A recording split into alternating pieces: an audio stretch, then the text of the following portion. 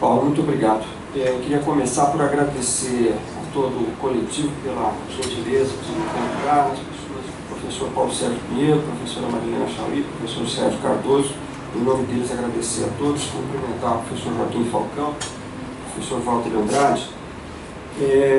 Eu vou fazer o seguinte, eu vou dividir a minha fala em três partes, tentando... Eu vou fazer o papel aqui complicar um pouco a vida.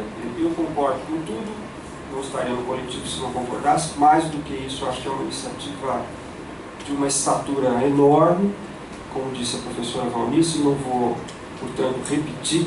Eu vou tentar, digamos, fazer o papel universitário de suscitar alguns problemas para a gente debater dentro dessa grande convergência que existe.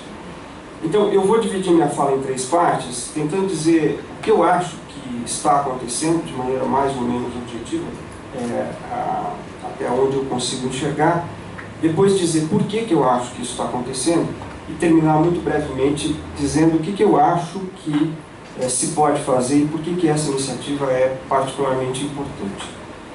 Bom, a Constituição de 88 é de fato um ponto de inflexão na história do Brasil. Eu penso que eu estava preparando esta fala aqui e deparei com uma pesquisadora que disse que é um ponto de inflexão na história social do Brasil, no sentido que ela garante direitos sociais fundamentais e garante os mecanismos para a implementação desses direitos. Basta pensar na ideia do SUS, né? O SUS é o melhor sistema único de saúde, é a maior representação disso. Quer dizer, o direito à saúde está garantido pela Constituição e a forma de implementar também, então não é pouca coisa. Isso é uma conquista histórica extraordinária. Eu queria acrescentar a isso o fato de que não é apenas um ponto de inflexão na história social do Brasil, mas é também um ponto de inflexão na história política e civil do Brasil, no sentido de que é uma Constituição, do ponto de vista político, avançada, é uma Constituição participativa, que permite a participação direta, como várias das pesquisas que foram feitas na época, por exemplo, pela professora Maria Vitória Benevides mostrou. É uma Constituição que permite e estabelece mecanismos de participação direta que fazem dela não apenas o repositório dos direitos democráticos, mas de uma democracia avançada. Nós temos nesta Carta Constitucional as premissas de uma democracia bastante avançada no Brasil. E da mesma maneira, ela tem uma série de requisitos no que diz respeito à igualdade civil, à liberdade, à tolerância, que fazem dela uma Constituição também bastante avançada nesses termos, num país que, como foi dito aqui no documento lido pelo professor Sérgio Cardoso, nós sabemos é um país muito atrasado. De tal maneira que, como disse, eu acho que nesse momento é importante lembrar, o deputado Ulisses Guimarães, quando ele promulgou a Constituição, ele disse uma frase mais ou menos do seguinte tipo, e penso que foi a última frase daquela sessão histórica: que Deus permita que ela seja cumprida. Ele sabia, né? E ele foi, eu acho que é importante homenagear o Ulisses nesse caso, porque ele foi um comandante importante dessa enorme conquista civilizatória no Brasil, que foi a Constituição de 88. Ele sabia que o problema não estava tanto em fazer a Constituição, o que é muita coisa, mas em cumprir a Constituição. De tal forma que eu diria o seguinte, para resumir esta parte breve aqui, que a Constituição de 1988 se transformou na carta-programa de todos os setores progressistas do Brasil. Ela é uma carta-programa, nós não precisamos de outra carta-programa. Cumprir a Constituição de 88 significa dar o passo civilizatório fundamental no Brasil. Isso é muita coisa para quem é progressista. E reparem que eu não estou dizendo de esquerda. Não estou dizendo de esquerda, porque eu estou convencido que se nós não incorporarmos o centro a esta nossa luta, nós não seremos vitoriosos. Eu estou dizendo progressista no sentido bem genérico.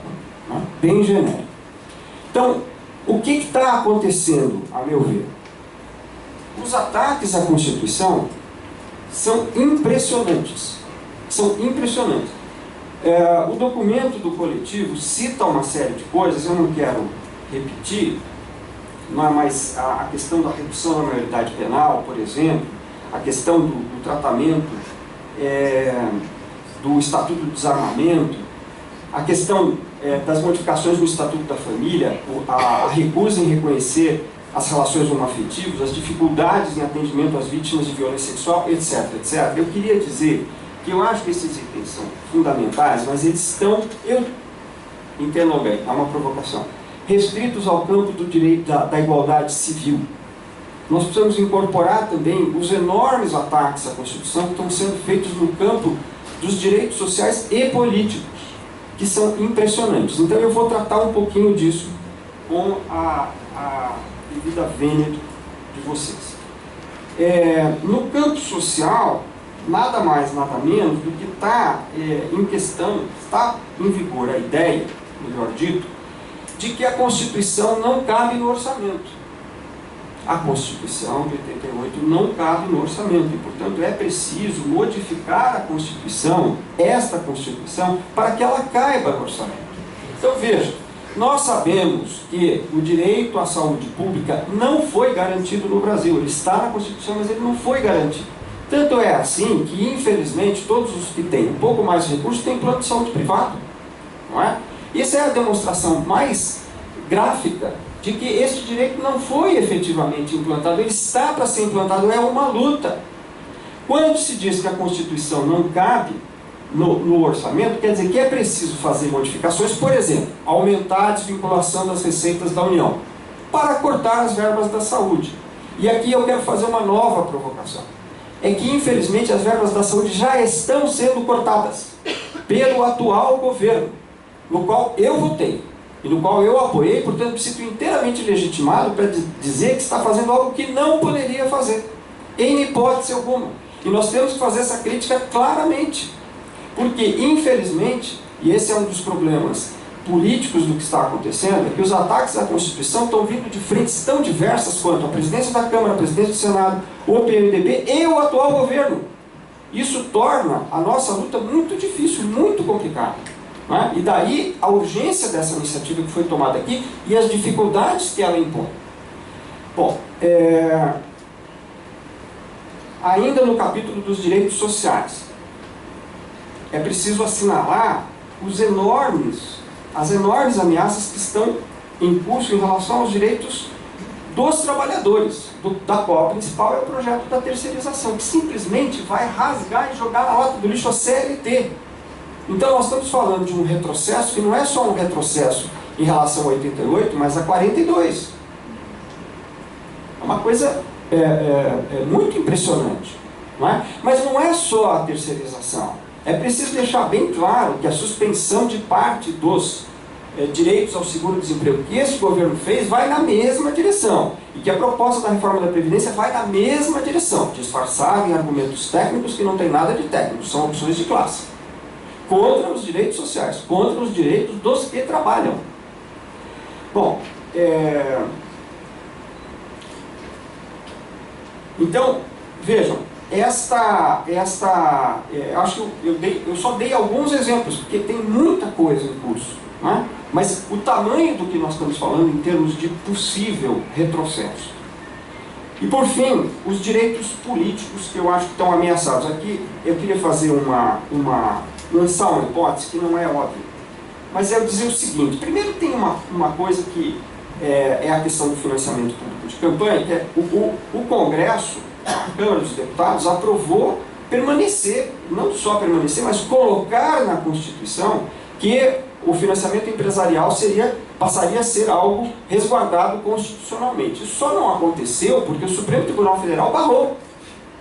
Não é? Então, vejam, quando a gente discute Constituição, não é só discutir as leis, mas, como dizia o Montesquieu, o espírito das leis. Isso é completamente contrário ao espírito da Constituição de 1988.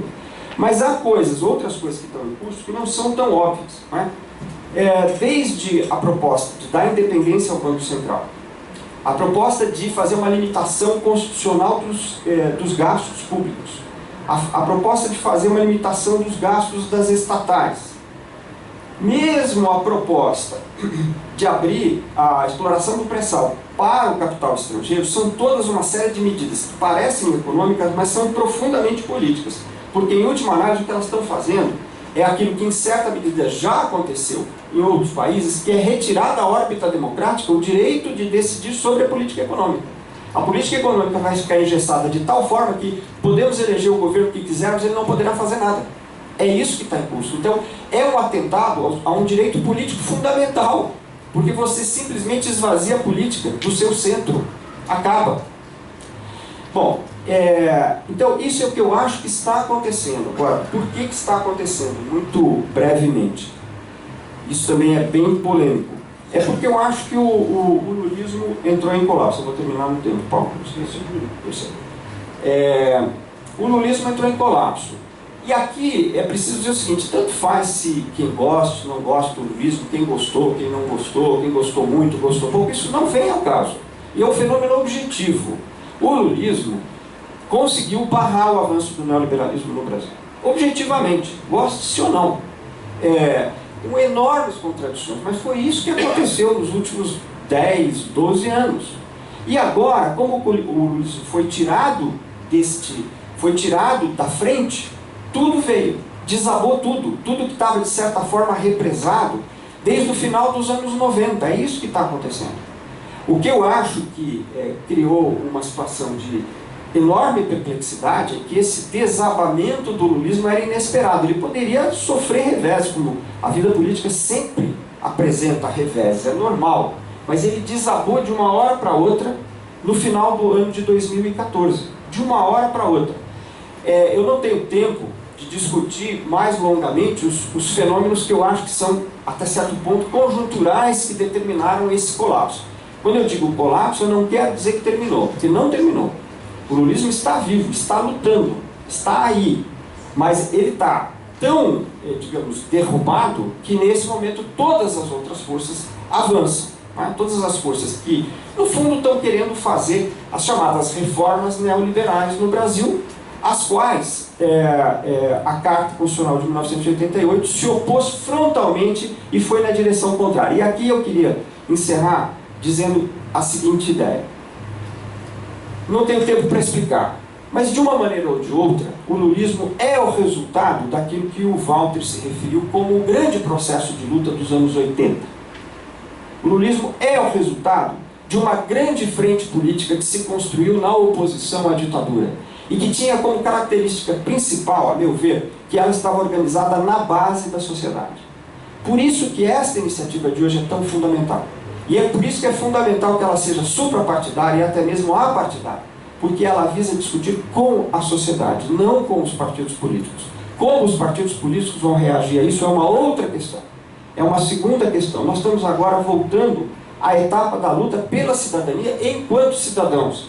E por isso, essa iniciativa é uma iniciativa de retomar aquele espírito em dois sentidos. Organizar por baixo, horizontalmente e de maneira absolutamente ampla, incorporando todos os que tenham acordos mínimos. E para chegar a esses acordos mínimos não será fácil. Não será fácil. Mas se nós não tivermos essa disposição, eu tenho a impressão de que nós podemos sofrer uma derrota histórica de grande tamanho. Eu acho que, no mínimo, nós temos que nos reunir para pensar o que nós podemos fazer para evitar isso, se vamos conseguir ou não, só a história de ar. Muito obrigado.